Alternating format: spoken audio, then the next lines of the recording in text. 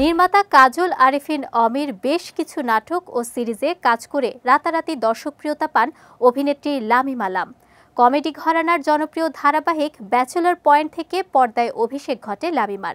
এছাড়াও দর্শকের ভালোবাসা পেতে নিয়মিত বিভিন্ন চরিত্রে কাজ করেছেন এই অভিনেত্রী।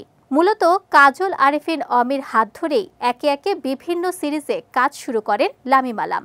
তবে এখন শুধু অমি নন, অন্যান্য নির্মাতাদের কাছ থেকেও ডাক পান এ অভিনেত্রী। লামিমার কাজের পাশাপাশি অনুরাগীদের আগ্রহ রয়েছে তার ব্যক্তিজীবন নিয়েও। অনেকে জানতে চান লামিমা কি সিঙ্গেল নাকি বিবাহিত। বিষয়টি নিয়ে গণমাধ্যমের মুখোমুখি হয়ে উত্তর দিয়েছেন লামিমা লাম।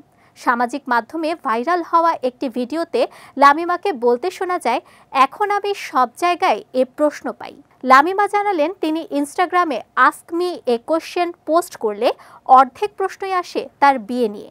অর্থাৎ তার অনুরাগীরা জানতেই চান আসলেই কবে বিয়ে করছেন লামিমা।